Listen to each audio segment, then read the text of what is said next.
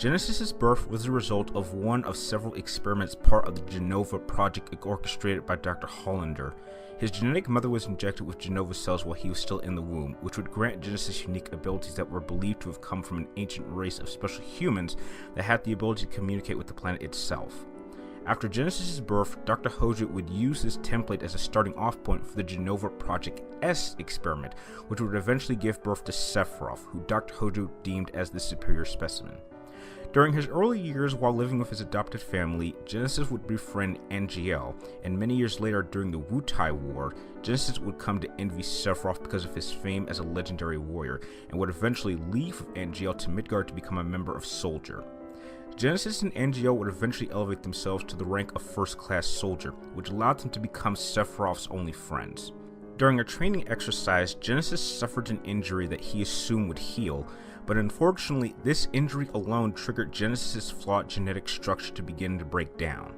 Dr. Hollander informed Genesis that he could heal him, but instead wanted to use Genesis to get revenge on Dr. Hojo to prove that Genesis was a superior Genova Project specimen. Under Dr. Hollander's command, he convinced Genesis to take the main force of the 3rd and 2nd class soldiers to go rogue during the closing days of the Wutai War. Sometime after that, Genesis informed his longtime friend Angeal that with him alongside being a result of one of the Genova projects, that his body too would begin to break down, and convinced Angeal to go rogue, causing him to turn on his young trainee 2nd class soldier Zack Fair. After Angeal's defection, Zack Fair would be promoted to 1st class soldier, and together he and Sephiroth would be ordered to hunt down Genesis and Angeal and the original creator, Dr. Hollander. After months of tracking down the two, Zack would eventually go on to kill Angeal, taking possession of Angeal's Buster Sword. However, despite the loss of Angeal, Genesis would continue to work with Dr. Hollander. However, while Sephiroth and Zack were on a mission to a Maker Reactor, he would tell Sephiroth the truth behind his creation and that of his mother Genova.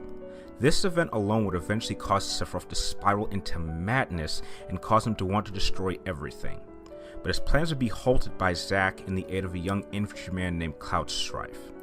With Angeal dead and Sephiroth gone, Genesis was all that was left of the original Genova projects. 4 years later, as Genesis's body continued to break down, he would learn that Dr. Hojo had used Zack Fair and Cloud Strife for his experiments, and they had been injected with the same cells that had given birth to Sephiroth. With this knowledge, he believed that the cells within Zack's body could be used to cure him, only to find out that Zack's body had rejected the cells due to the fact that he had already been injected with a different form of Genova cells when he was much younger. This now left the non-responsive Cloud Strife the only one who had the cells Genesis would need to survive. After killing Dr. Hollander, Zack would be directed towards a cave where Genesis is waiting for him, and after leaving Cloud's body outside of the cave, Zack would enter to engage Genesis. Within the cave, Zack would find Genesis in the possession of a powerful materia that he'd believed had been given to him by one simply known as the Goddess.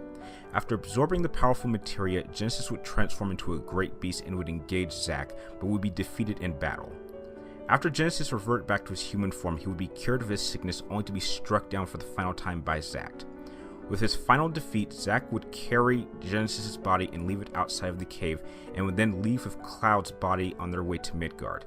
After Zack and Cloud had left Genesis, he would be recovered by Shinra forces, and though Genesis does have an appearance in the events after Dirge of Cerberus, Genesis's final fate still remains unknown. Terra was the daughter of an Esper father and a human mother, and was born within the realm of the Esper world. When Terra was only 2, the Empire invaded the land and captured her father, and though Terra's mother tried to protect her, she would be struck down by Emperor Gestal, and would be taken back to the Empire by the Emperor, who was intrigued by the prospect of a half-human, half-Esper hybrid. Due to Terra's immense strength with the use of magic, she was given the title of Magitech Elite, and was placed under the care of Imperial General Klefka, who would place a slave crown on Terra, forcing her to obey all of his commands. Over the next 16 years, Terra would be groomed to become a weapon used against the enemies of the Empire, and took part in a number of sessions where Klefka would have Terra kill 50 of the Empire's best soldiers in order to test the limits of Terra's power. At the age of 18, Terra was given an assignment to the town of Narsh, and was accompanied by the soldiers Biggs and Wedge, where the three would eventually encounter a powerful Esper. Though Biggs and Wedge were quickly killed, the Esper was able to sense Terra's own Esper aura and simply knocked her out. When she was awoken, a local townsman removed the slave crown from Terra's head, causing her to lose focus and lose most of her memories, only being able to remember her own name. After a force of guards attempted to recover Terra, she would be rescued by the treasure hunter Locke Cole, who would take her to Figaro Castle, where she would meet and ally herself with King Edgar, who was suspected of being an enemy of the Empire. After Klefka had tracked down Terra to the castle in an attempt to recover her, Terra, Locke, and Edgar had escaped the castle and fled to join the rebel faction known as the Returners. On their way there, they just so happened to run into King Edgar's twin brother Sabin, who agreed to join them after defeating his rival in combat.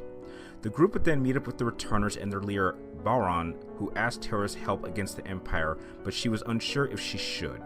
She eventually agreed, but the party must split up in order to fulfill different objectives. Locke went off to slow down the Emperor's movement, while Terra and the rest of the party headed off back to Narsh, believed that she may be able to communicate with the Esper she had encountered there. However, after a battle with a giant squid monster, Sabin jumped into the river and would be swept away, only to be reunited with them later at Narsh, but this time he was bringing new allies. At that same time, Klefka was making his way back to Narsh as well in an attempt to recover the Esper, but was forced to retreat when Terra and her friends defeated him and his Imperial forces. After the battle, the party then head off to the Esper, which immediately knocked everyone out but Terra, but as it began to communicate with her, it caused her to transform, and Terra flew away to another city.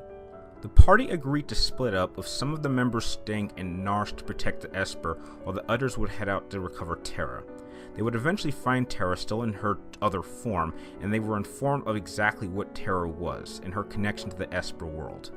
After the party helped Terra regain control of her powers, she reverted back to her human form, and after a period of time it was revealed that Klefka had finished off killing several Espers that had entered the human world and had absorbed their power in his attempt to gain possession of the stone statues of the goddess, which would grant him even more power.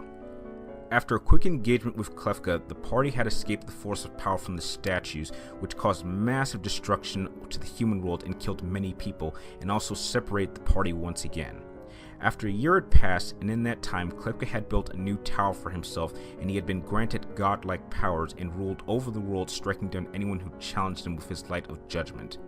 Eventually, the members of the party found Terra at a nearby town and discovered that Terra had spent the last year taking care of children who had become orphaned after they lost their parents a year ago. Eventually, Terra rejoined the entire United Party, and after even recruiting a couple of new members, they headed off to Klefka's tower to confront him. After the party divided into 3 groups to destroy the 3 individual goddess statues, the party reunited for the final time, and Terra and company would battle the now mad god Klefka in an intense battle that pushed the party to its limits. But together they were successful in defeating Klefka. As the party began to escape the now collapsing tower, Terra was informed that she would now lose her Esper powers, but if her will was strong enough, she may be able to live on as a normal human. Eventually, Terra returned back to her little town and lives on now as a normal human, taking care of the orphan children. Well, what's up again there, guys? Brian here at 3TR, here to present the first matchup of my 3TR Versus Series Season 3. As you can see, I will be pitting the Flawed Soldier Experiment in Genesis against the Human Esper Hybrid in Terra in a battle of opposites to see who would come out the winner.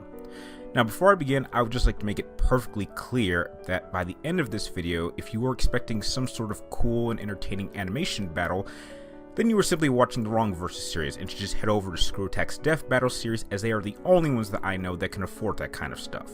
My objective is to be informative and analytic, and if that is something that you can accept, then I implore you to continue watching. And on a final note, due to the limited resources that I had while analyzing Terra for Final Fantasy VI, I will be forced to have to use some of her combative capabilities from the Final Fantasy Dissidia series as a source. Now, to quickly explain my issue with the series, I have no problems using the combative capabilities of the protagonists of that game, as they do stay pretty true to their proven capabilities from their own individual games. It is the antagonists that I have a problem with, as it is clear the developers powered down and disgracefully nerfed all of them for the sake of making a balanced fighting game rather than staying true to their proven combative capabilities. So, with that out of the way, let us begin, as I will start by comparing these two physically.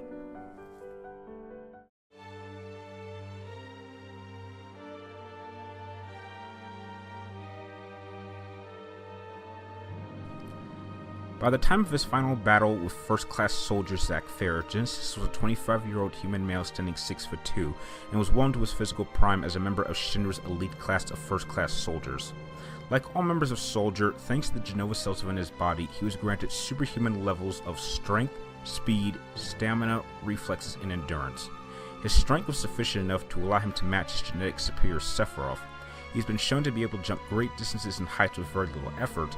His speed and reflexes were developed enough to allow him to engage and defeat not only entire armies of enemies, as for the standard of first-class soldiers, but also allowed him to go one-on-one against Sephiroth in one of their many sparring matches.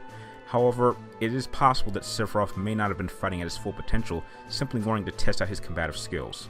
His level of stamina was exceptionally high, however, I do believe that this would have been greatly decreased over time due to the nature of Genesis' genetic degradation, as he was shown to have been physically exhausted over the course of his final battle against Zack. His endurance and his ability to take damage during battle was certainly higher than the lower classes of Soldier, though Dr. Hojo had made it perfectly clear that Sephiroth was an overall superior and genetically stable specimen than Genesis, which to me overall as a combatant places him clearly ahead of second-class soldier Zack Fair, but lower than both Sephiroth and Advent Children Cloud Strife. Despite his ranking with all of those in the higher classes of Soldier, he would still be proven to be a challenge to his superiors and would be completely overwhelming to his inferiors. Now when it comes to analyzing Terra in a physical capacity, there's really not much to say. By the time of her final battle against Klefka, Terra was a 19-year-old human female standing 5'3" and has a very lightweight, slender build. Because of this, Terra's physical traits are most likely than most as basic as you can find for an average 19-year-old girl.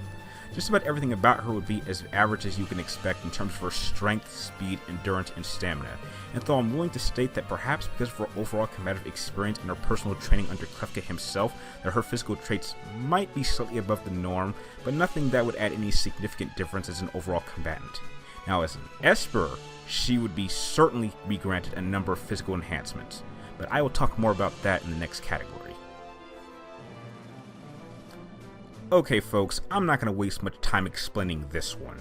Terra is a 19-year-old teenage girl who has spent 16 years under the tutelage of a psychopath doing a number of extermination tests over the course of her life, and Genesis is a genetically engineered bred super soldier trained with the physical capacity to engage and devastate entire armies of opponents, and is physically capable of challenging the ultimate physical combatant in the entire Final Fantasy franchise, Sephiroth, for an extended period of time by himself. Do I need to say anything else? Genesis gets the unquestionable edge as a physical combatant.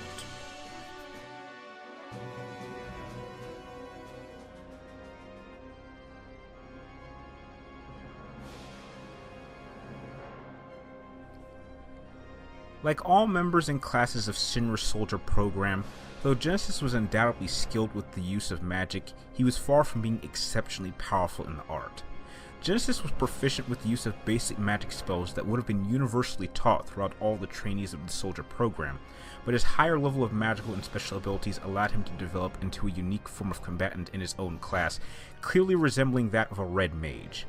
By the time of Genesis' final battle against Zack Fair, his primary combative special attacks were Twister Strike, which allowed Genesis to jump through the air and spin his blade in a cyclone formation in order to close his distance on an opponent, Dancing Sword, which was a quick barrage of Fury speed strikes, Magic Sword, which enabled Genesis to fire off a wave of energy-generated swords to surround an opponent and attack them from all angles, Flash enabled him to fire off a collection of projectiles at an opponent, and Homing was used as a secondary form of energy projectile attack that Genesis could guide onto an opponent's immediate position. But Genesis' most powerful ability was the Apocalypse Blast, which would summon a massive wave of concentrated energy to cause massive devastation to an immense wide-scale area. However, this ability was very labor-intensive and took a great deal of time in order to use in battle, which would leave Genesis open to an attack.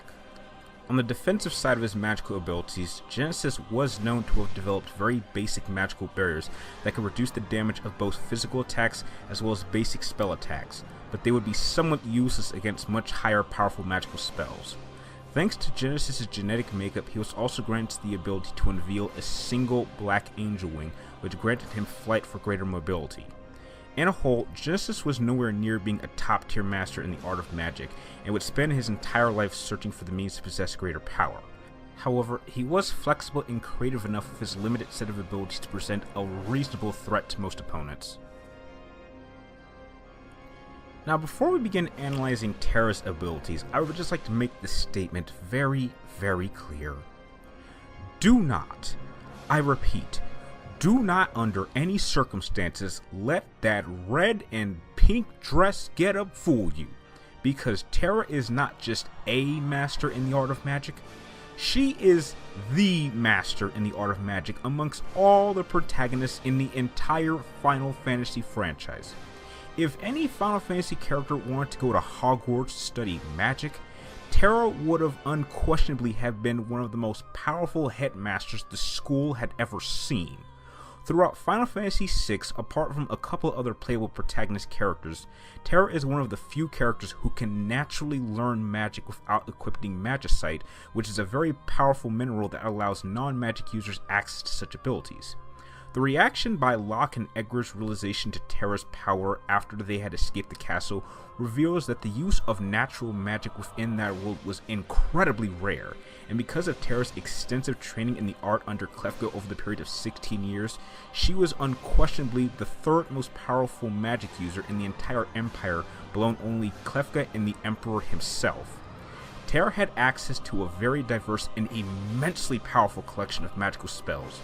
She specialized in healing and fire magic spells mostly, but did have the ability to perform such specialized abilities such as Teleport, Graviga, Holy, as well as the devastating offensive spells of Meltdown and Ultima.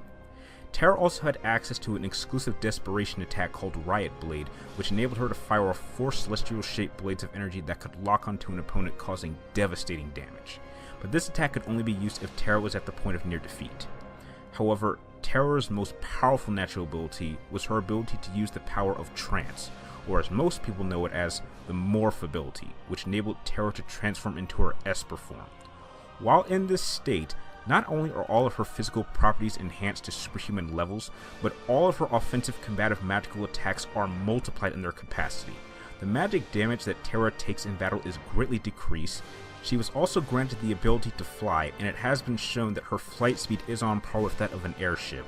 However, Terra could only hold this form for a limited amount of time, and once her battle gauge runs out, she will revert back into her human form.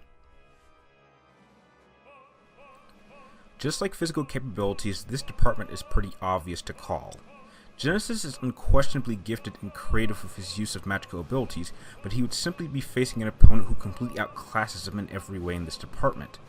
As a member of Soldier, Genesis was trained to simply apply his magic as a fallback option, or to pair it with the use of the blade, but it was never meant to be used as a main offensive approach. But for Terra, the use of magic has always been her primary offensive tool. Having spent 16 years since the age of 2 to apply magic means that this form of combat is exactly what Terra was always meant to rely on. And if Terra chooses to enter her Esper form, then the edge in this department would make it even more significant. Most of Genesis' magical offensive attacks would be tanked, and his defensive magical barriers would be completely useless against the sheer amount of combative might that Terra could bring down upon Genesis in that form. Even if we limited Terra to only being able to hold the Esper form for a maximum of, let's say 2 to 3 minutes, that would be 2 to 3 minutes that Genesis would be at a critical disadvantage. And now to address the elephant in the room that I'm sure many of you will attempt to bring up, and that is Genesis' avatar form. And just like Sephiroth's Safer mode, this will not play a factor in this matchup. The reason being that Genesis could only perform this transformation in one place, and only after he had received the goddess materia from within a deep cave. And what's more is that while Genesis is in this form, he can only draw his power from a direct source of the life stream. So if Genesis' avatar form could be used, it would only be accessible in a place that would give Genesis the home field advantage. But Terra's Esper form, just like Virgil's Devil Trigger form in my last matchup, was a natural ability that she could control and turn on and off at will, and acts as only a temporary combative boost. And it is for these reasons that I give Terra the decisive edge in magical and special abilities.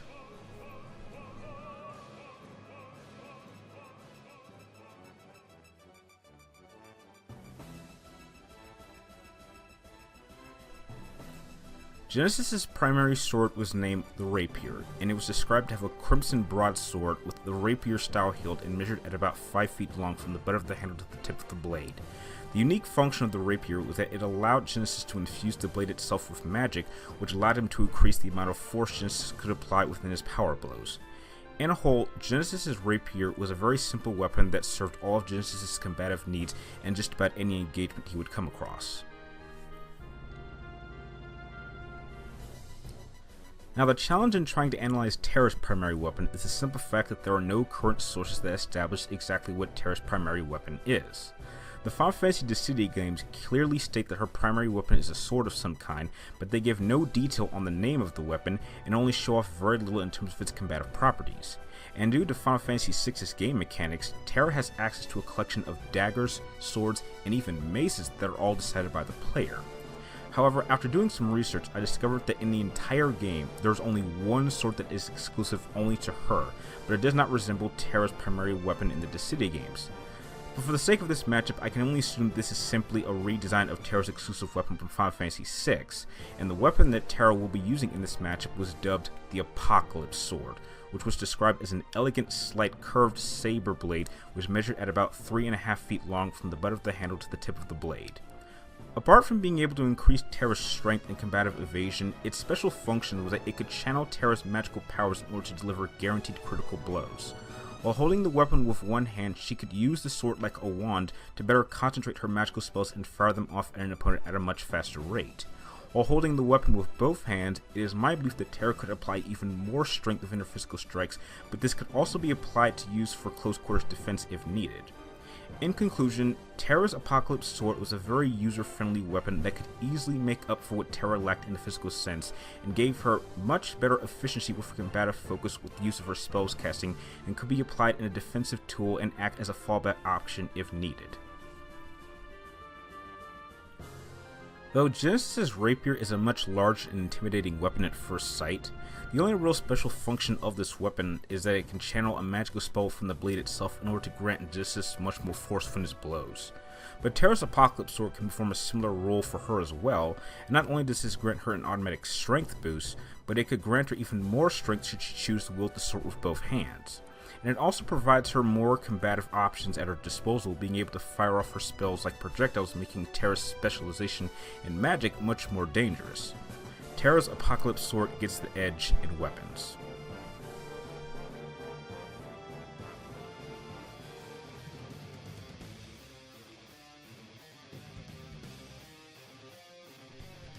Like all my previous matchups including sword users, I will be using Star Wars lightsaber fighting forms to better illustrate and describe the martial and tactical approaches of these two combatants.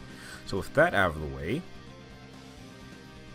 during the final years of the Wu-Tai War, Genesis would eventually be recognized as an elite member of the Shinra Soldier First Class faction. His envy of Sephiroth and his desire to become a legend like him would inspire Genesis to become a master swordsman in his own right, eventually being ranked only second to Sephiroth himself. Due to his physical enhancements and his tendency to always prefer to take an offensive approach in an attempt to overwhelm an opponent, Genesis would have been a practitioner in Forms 4 Ataru and Form 5 Xian Celeste Gem So. Ataru was known as the aggression form, and its entire moveset required the user to stay constantly on the move, which would allow him to apply a high velocity of attacks in an attempt to overwhelm an opponent's guard or attack an exposed vector. However, Ataru's high level of combative movement made the practice of this form extremely exhausting and would burn through a user's stamina, making the focus in this very unreliable for a solo long-term engagement. However, due to Genesis' physical enhancements, he was granted superhuman levels of stamina, which would allow him to keep this assault for a much longer period of time. Gem So's variation of Form 5 was known as the Perseverance form and relied on using defensive maneuvers, then immediately counterattacking with a powerful offense. Form 5's only weakness was that due to its focus on its strength, it lacked mobility in close quarters range. However, this again was a weakness that Genesis overcame thanks to his physical capabilities. As a battle tactician, Genesis could be described as I would like to call it, a progressive aggression fighter. Like most combatants, he would start off with a basic probing offensive, but once he had a solid idea on his opponent's skill level, he would simply go all out with every attack he could in an attempt to completely overwhelm his opponent. Now, though most might think that this was a good strategy, what Genesis lacked the most was any sort of tactical foresight or reliable fallback option in the face of overwhelming odds. Genesis' first, second, and only response is to go all out with everything he has, but if that is not enough, his offensive approach can be rendered completely useless. Due to Terra's primary training being focused on relying on her magical powers in order to win the day, Terra did not develop into a very effective offensive fighter. However, though this is strictly speculation on my part, it is my belief that during Terra's 16 years of training with Klefka, he would have recognized that due to Terra's lightweight build, that she could never develop into a standalone offensive fighter without the use of her magic, and that Terra's greatest weakness as a practical fighter would be her overwhelming reliance on her magical abilities, and though she certainly could become quite powerful, the use of magic could only get you so far, and she would need a contingency plan set in place which will allow her to finish off weaker opponents without needing to rely on her magic, along with having the means to immediately defend herself at close range should she be caught off guard, and therefore she would be allowed the time she needs to fall back on her magical abilities. For these reasons, I believe Klefka would have had an Imperial soldier train Terra in the use of forms 1 Sicho and form 3 Surisu. Sicho was the tutorial fighting form to allow users to better tone themselves with how to properly manipulate the movement of their weapon, and its moveset was comprised of wide sweeping strikes to lash out at most blow opponents. However, its focus on wide sweeping maneuvers and techniques left it with no precision, making it a terrible form to use against a well-trained opponent. While Form 3 Surisu was the all-defensive form, which was geared towards total body coverage protection and energy preservation, and relied on tight minimalistic moves and strongly refrained from sweeps, lunges, and acrobatics. This total focus on defense made the form very versatile and tactile, which could allow a user the ability to gain control of a combative situation and grant a user the time they need to assess their options. Surisu's only weakness was that it literally had no offense, and it had to be paired with an offensive fighting style in order to deliver the decisive killing blow. As a tactician, Terra was not very effective, being groomed to be nothing more but a tool for the Empire while the slave crown was in use. But once the crown was off, Terra may have developed her own sense of will on a personal level. She did not develop much in a combative tactical sense, simply following the leads of others and taking a supporting role when needed. Her basic tactic approach was based more off of instinct rather than experience. As martial fighters, there is no question that Genesis is the superior combatant, having spent years both in training and out on the field of battle, developing to becoming one of the most elite and combatively efficient fighters that Shinra had ever seen.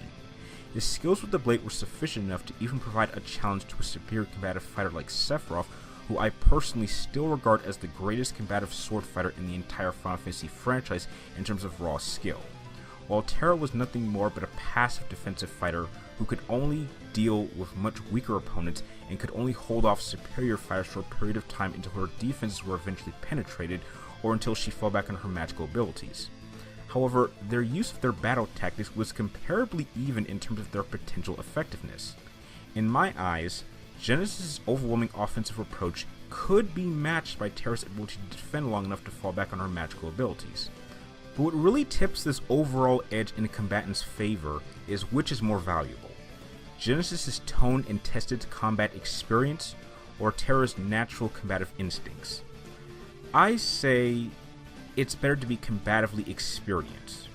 Having natural instincts can certainly help you in a series of combative situations, but having actual experience provides proven combative results, and it is for these reasons that I give Genesis the edge in martial skills and as a battle tactician.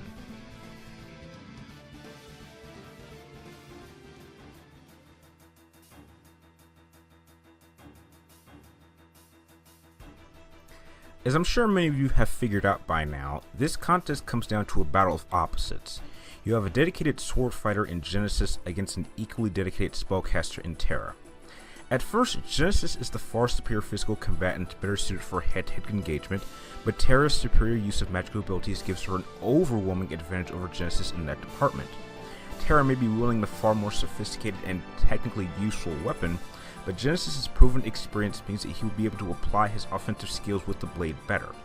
So what this match comes down to is this: who is really better at contending with their opponent's strengths and being able to exploit and take advantage of their opponent's weaknesses?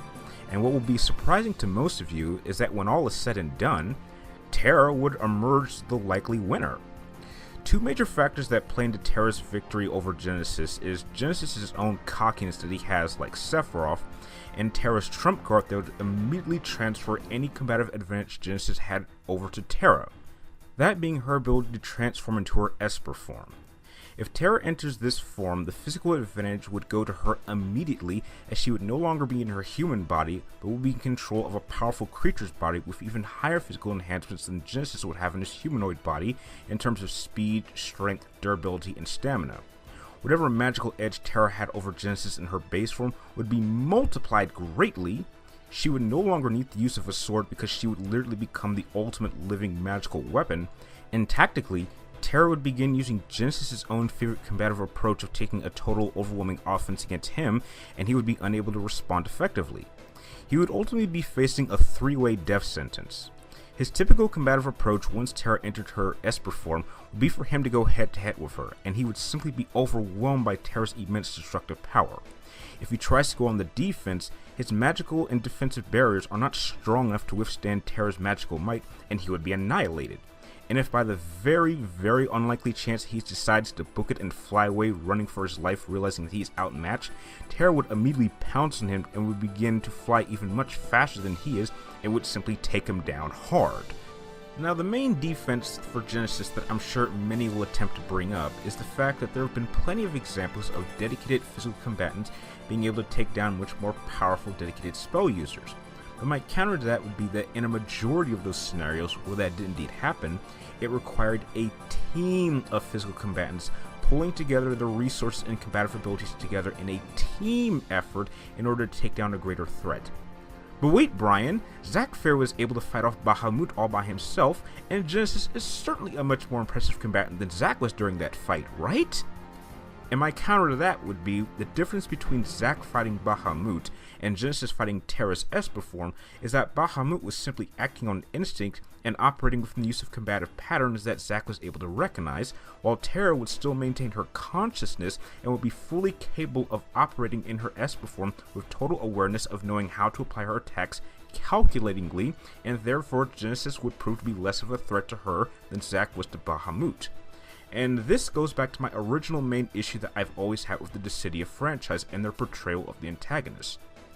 No protagonist on that roster, under the logic that their own games have established, is strong enough on their own to be able to present any significant threat to any of the antagonists. And this really is what we have here. In her base form, with the use of the blade, Terra could never defeat Genesis in an offensive manner, and she could do nothing more but defend herself for a time.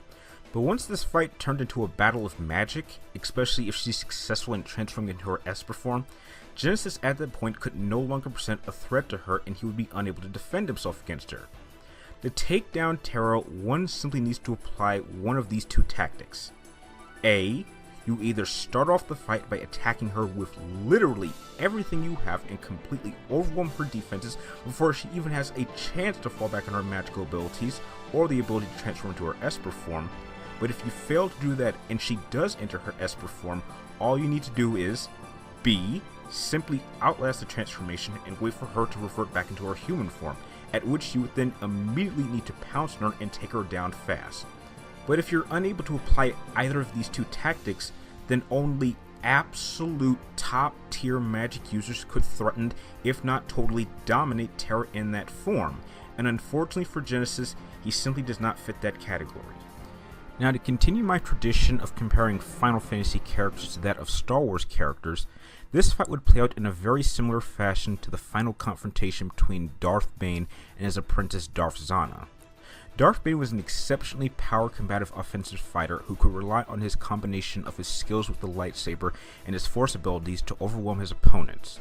And during his training of Darth Zana, he deemed that due to her lightweight build that she was best suited to relying on her lightsaber for simple defense while she prepared for her powerful Sith spells.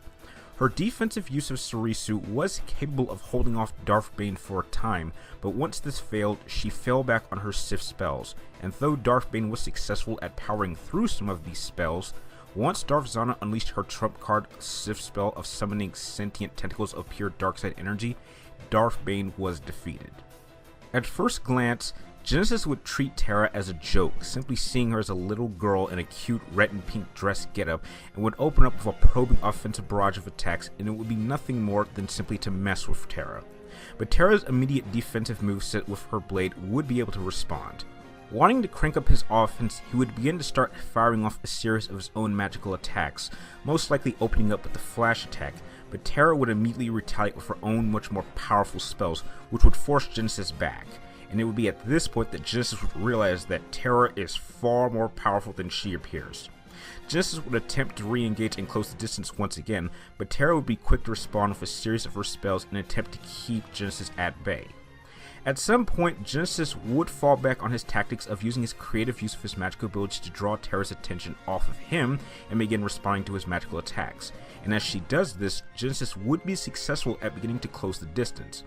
However, during the final moments leading up to the close quarters contact, Terra would transform into her Esper form, which would give pause to Genesis, as he would no longer be staring into the face of a young woman, but would be in the presence of an immensely powerful being. But his pride as a warrior and his own arrogance would prevent him from wanting to attempt to escape, and he would instead choose to want to go head to head with her even in this form, but he would be quickly dispatched under the sheer destructive force that Terra would rain down upon him, and thus I declare Terra, the hybrid weapon, the winner. Now remember, like always, this outcome is just my own personal opinion. Do you agree that Terra is simply too powerful magically for Genesis to handle? Or do you believe that Genesis is clever enough to find a way to get around Terra's most powerful abilities? Share your thoughts with me and everybody in the comments down below, and please remember to be respectful in the comments. I do these videos for fun, not to create conflicts. If you like this video, feel free to like and subscribe to keep track of my future Versus Series matchups. And like always, thank you guys for watching, you're awesome, and here's a sneak preview of my next 3TR Versus Series matchup.